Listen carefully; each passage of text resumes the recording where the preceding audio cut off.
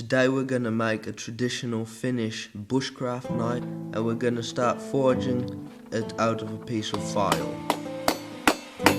I start by forging in the tang. That's the part of the blade that goes into the handle.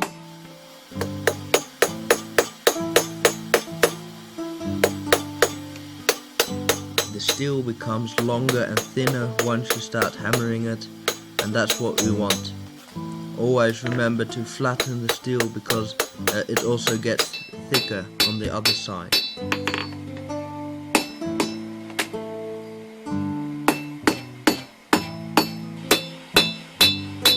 Unfortunately, I lost the footage of me forging the tip of the knife, so now we're gonna forge the bevels of the blade, making the edge thinner than the spine.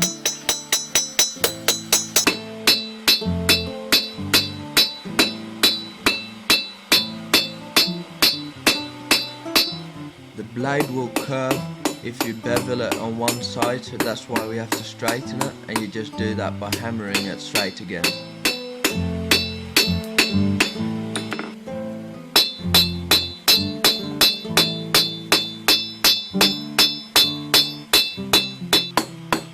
Make sure that the spine of your knife is straight and that the edge is even.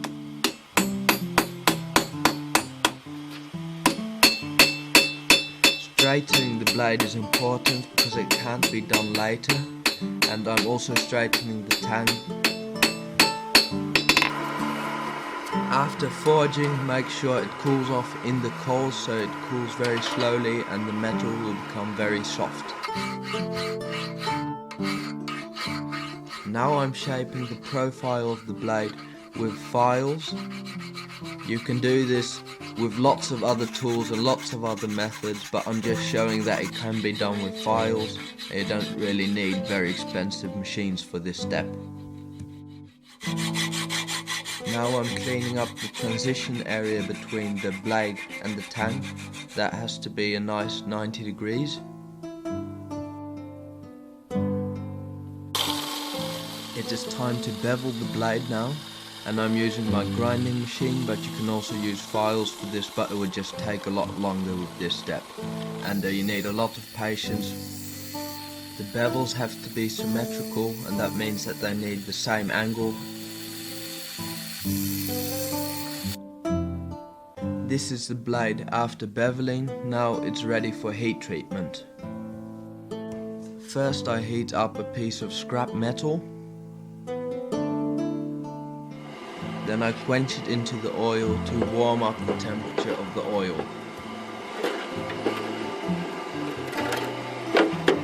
Once the oil is warm, it's time to harden the blade.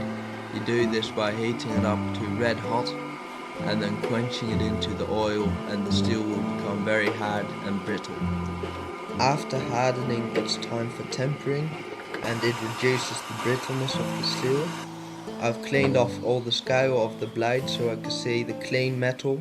Heat the blade very carefully with the spine down till the edge has a nice straw colour. Now it's time for the final edge. I use my belt grinder with different types of grits to give it a nice edge. I hand sand the blade to remove all vertical grinder marks, and they all have to be gone, and I start from 80 and go up to 600 grit. Then after hand sanding, it's time for polishing. I use my buffing wheel for this. It's a cotton disc with very, very fine abrasives on it.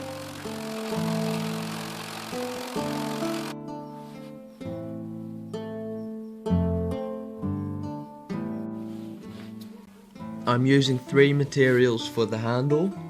I'm using pear wood as a spacer, copper also as a spacer, and then the piece of ivy wood for the long part of the handle.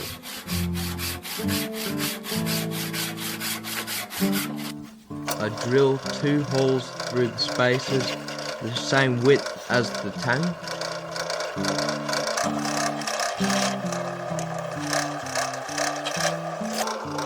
I I also drill 2 holes into the wood, and they have to be the same depth as the tang. Now I'm filing a groove through the spaces, and they have to make sure that the tang fits through the slot. Now I glue all the parts together using super glue that will expand once it dries and let it cure for 24 hours. After that, you can shape the handle using rasps, files, or any type of grinding machine that you have.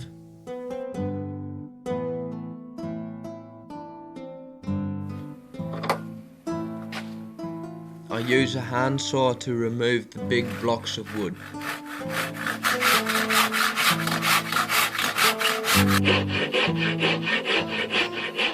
This is the shape of the handle after rasping, and we have to round off the corners so it will be comfortable to hold in your hand. I use my belt grinder to remove all the rasp and file marks, but you can also use sandpaper for this, but it would take a lot longer. That's why I'm using my belt grinder. Then I hand sand the handle from 60 to 600 grit until it's very, very, very smooth.